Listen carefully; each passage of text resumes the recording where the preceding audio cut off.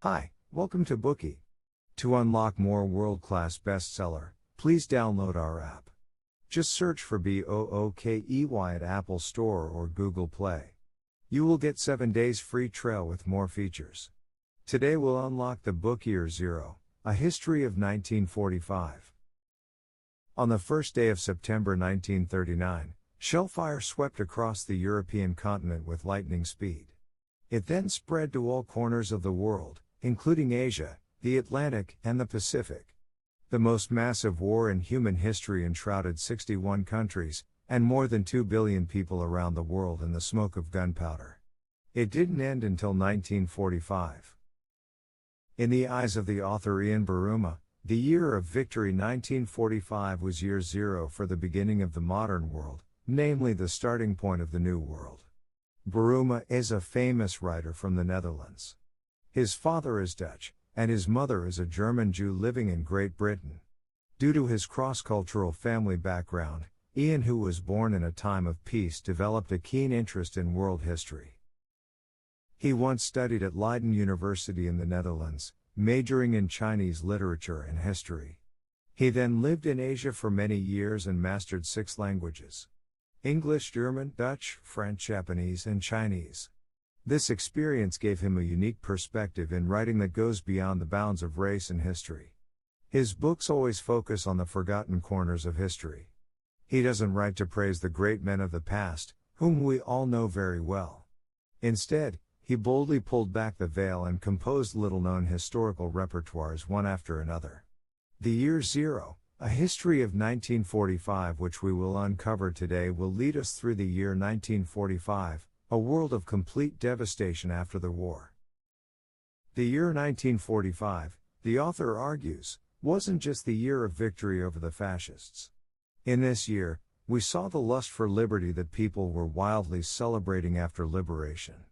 Everyone reveled in the intoxicating joy of celebration. Meanwhile, both the victorious and defeated sides suffered from hunger, but the side that was occupied and slaughtered during the war also felt determined to avenge themselves.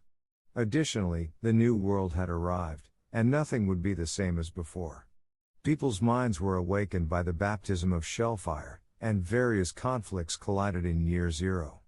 At the intersection of the New and Old World, everything was complicated and volatile. What did the beginning of the modern New World look like in 1945?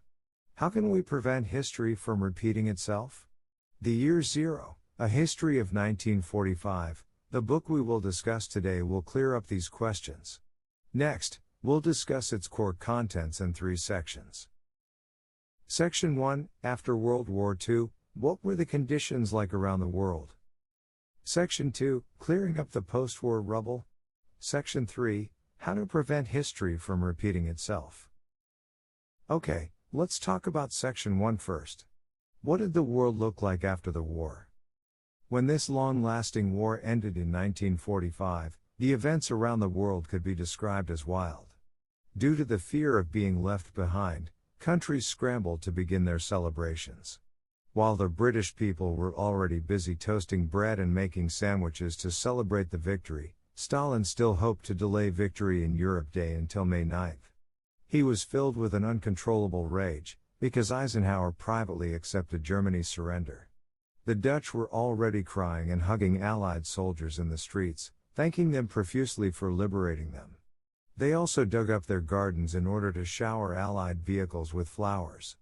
500,000 people took to the streets of New York to celebrate the victory. The curfew was officially lifted, nightclubs were overcrowded, while bars were open all night long. The bustling crowds held the Allied flags high on the Place de la République, near the Arc de Triomphe, and people sang Marseillaise loudly in unison. Englishmen surrounded the gate of Buckingham Palace like a human pyramid, and enormous crowds of people flocked to the Parliament Square. Churchill ignored Stalin's wish to arrange the VE Day on the 9th, and delivered the message on BBC radio to the world on May 8 at 3 p.m. Unwilling to lag behind Churchill, President Truman gave a speech in advance to declare victory. General Charles de Gaulle was afraid of Churchill stealing the limelight from him, and insisted on making his announcement to the French at the same time. Until the early morning of the 9th, the citizens of Moscow flocked to the streets in nightgowns and pajamas, danced and cheered to the night sky, "Victory, victory!" To some extent, the experience of Allied soldiers in the liberated nations in that summer of 1945 was similar to the Beatles' visit 2 decades later. But the ways of expressing liberation at that time were even more fanatical, and foremost among them was reflected in the love between men and women. In some European countries, such as France, the Netherlands, and Belgium, due to the lack of supplies during wartime and the occupation by enemy troops, male survivors in these countries were either locked up or forced to do heavy and dirty work. They had long been malnourished, impoverished, and demoralized. The occupation of their country by foreigners had already stripped the men of dignity and authority, at least temporarily. On the contrary, the Allied forces that liberated Europe were well-fed and well-paid. American soldiers were tall and mighty, while Canadian soldiers looked clean and tidy. Their presence was rejuvenating for European women and reawakened their passionate feelings. The women watched Canadian tanks for the first time. As the soldiers exited their tanks, the women felt all the blood drain from their bodies and lost their breath. In their eyes, these Canadian soldiers were like saints, Christ, and saviors. Women of the liberated countries felt their passion ignited by these handsome and alluring Allied soldiers. They flocked to fraternize with them. Nothing would be more appropriate than the words of a Dutch woman who said, "Let's face it, after what we had been through, the Canadians looked delicious." As a result, the women and Allied soldiers frequently visited nightclubs and bars all night long. In these countries, women gained not only satisfaction, but also tangible benefits from fraternizing with the Allied soldiers, who gave generously and treated the local people kindly. The most realistic description of this aspect of history with strong sexual connotation was given by the French woman writer Benoît Greux. She lost her husband during the war and lived independently. Therefore, Greux was seen by Frenchmen as terribly hominized or manlike. But in the eyes of Americans, Greux was very charming. Greux and her sister even wrote a novel called Journal in Four Hands, which specifically recounted how the two sisters conquered the American soldiers. They called such a pastime American hunting exploits. In Greux's writing, the physical descriptions of the Allied soldiers were meticulous. She recounted her conquests and the way some men bragged about picking up babes. In her novel, the nightclubs she frequented were described as slave markets. But the slaves were the conquering heroes. During this period, men and women sought out each other for warmth, passion, and even marriage, and the fertility rate surged. Many women also followed their new husbands to foreign countries. But in a defeated nation, such as Japan, things were different. Prostitution became legal in Japan as a result of losing the war. When Japan invaded other Asian countries, they carried out mass rape, dismemberment, and brutal killings of women. In areas under Japanese control, local women were kidnapped on a large scale to serve as so-called comfort women, meaning sex slaves in Japanese comfort houses. These women were often subjected to inhumane rape and atrocious torture. The Japanese government and military propaganda were worried that the victorious nations would commit the same atrocities against Japanese women. So, for the sake of appeasing the garrisoned Allies, the Home Ministry publicly recruited women on the radio to become comfort women, calling on women to sacrifice their bodies as a patriotic duty. A big dance hall in Tokyo had a sign that read, "Patriotic girls, assist the reconstruction of Japan by serving as dance partners." Buruma noted in the book, "It must have been a sordid business. Recreation and amusement facilities were set up in such a hurry that there were no beds to accommodate. Sexual intercourse took place wherever space could be found." In the following months, a brothel known as the International Palace was erected to offer sex on a kind of assembly line. For the Japanese government to have such a concern was unnecessary. Contrary to the government's propaganda about the barbarian rapists and killers, most Japanese gradually discovered that the military discipline of the Allies was much better than they had thought, especially compared with their soldiers, who carried out rape and plunder overseas. In the words of one woman writing in the respectable women's magazine Fujin Gaho, I find them courteous, friendly, carefree and perfectly at ease. What a sharp and painful contrast to the haughty, mean, and discourteous Japanese soldiers, who used to live in the barracks near my home. Contrary to the Japanese attitude, the German authorities placed a ban on fraternization with the conquering troops. Nevertheless, the people's secret desires were growing stronger day by day. Many of the German women ignored the prohibition to have sex with the conquering troops. A German waitress said she wouldn't touch German men, they are too soft, they are not men anymore, in the past they showed off too much. No matter how much controversy and turmoil this situation caused in various countries, there was no doubt that it was a form of sexual liberation. This also signified a breakthrough for women's liberation. However, along with this long-lasting grand triumph came famine. When people looked back at the ruin that was their countries, they realized that there wasn't enough supplies and food to fill their stomachs. Since the food couldn't be obtained through regular channels, the black market became a popular place. Among the black markets, the French one was the most lively. It was even said that without the black markets, French people couldn't have survived. This was because in World War II, the fully occupied France was in ruins, and starvation claimed countless lives. Due to long-standing malnourishment, even respectable professors at French universities wore suits that appeared at least 2 sizes too large. These intellectuals could only explain with a wry smile that they had been living for 2 months without recourse to the black market. Still, the most horrendous circumstances didn't take place in France, but in the hellish concentration camps. After the war, the British appeared in Bergen-Belsen, and brought a lot of army rations, such as ham, bacon, sausage, and steak. They had never seen anything like what they saw there and had little idea what to do. They could only hope that the tormented people would find a bit of comfort in the delicious food. But their charitable deed didn't have the desired outcome. For many of these survivors, their stomachs had already ulcerated, and it was impossible to digest the food. They wolfed down the rations, but the food went right through their body, and about 2,000 people died as a result. This was a great tragedy. The situation of the victorious nations was already miserable, let alone that of defeated Germany and Japan.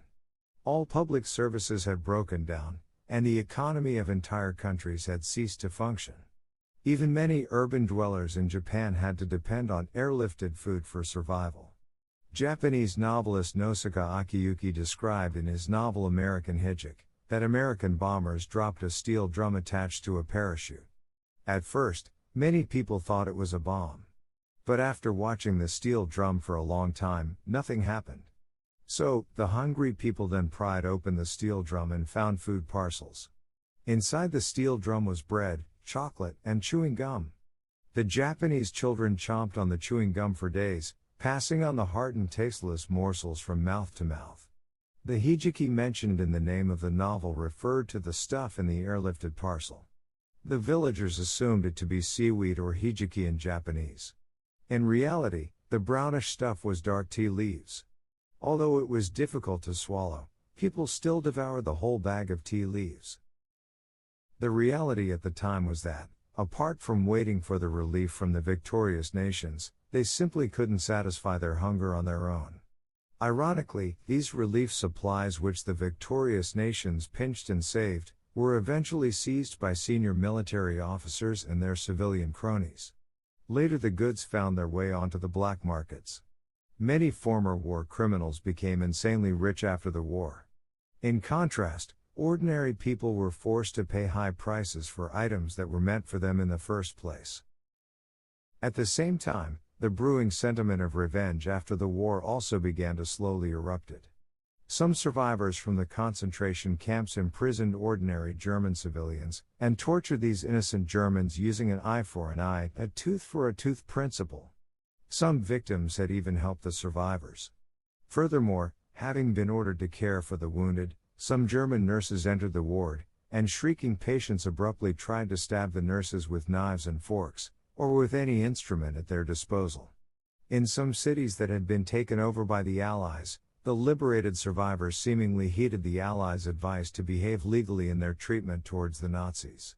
But when the Allies turned around and left, the Nazi lackeys would be dragged out of their beds and beaten in a fit of rage. After this, many people would simply die on the ice-cold concrete floor. For the Soviets, revenge sentiments had spread to ordinary German women. They believed that raping women in public was the best means of vengeance to insult the Germans. The anonymous female author of A Woman in Berlin recorded her harrowing experience with a paper and pen. The Soviet soldiers repeatedly raped the female writer as others awaited their turn. The female author could feel the anger of these soldiers. They threw her onto the bed, and forced open her jaw to spit into her mouth.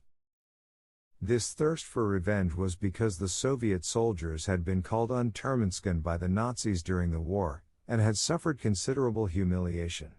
In the words of a senior Soviet officer, in the first flush of victory, our fellows no doubt derived a certain satisfaction from making it hot for those Herrenvolk women.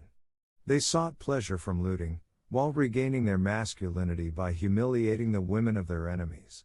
In one instance, Czechs packed more than 10,000 German civilians into the straw football stadium, where the civilians were gunned down for amusement, until the green lawn was dyed red with blood. This hatred stemming from past events had not lessened over time, but was increasingly imprinted on the minds of these victims. The revenge at that time wasn't just the vengeance of the oppressed on the oppressors, but was also inflicted by the suffering people on more vulnerable groups and an expression of human evil. When the Jews who had suffered the most severe persecution during the war were released from concentration camps, they were also maniacally oppressed by people in Poland and other countries. They assumed that the Jews were extremely rich. Even if the Jews had been imprisoned in concentration camps, the Poles still believed that the Jews had hidden their wealth. Many innocent Jews were plundered and murdered, and the rise of the new Polish bourgeoisie originated from this.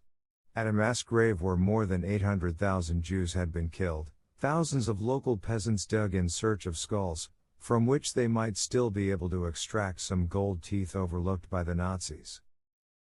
The aforementioned events happened around the world in the year of 1945. The aftermath of World War II was so vast and influential that nobody could have predicted it. Since then, we usually focus on the victorious and joyous side of World War II and ignore the hidden turmoil. But this was also a product of this war.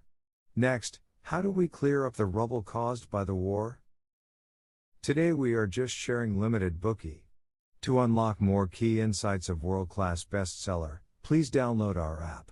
Just search for BOOKEY at Apple Store or Google Play. You will get 7 days free trial with more features.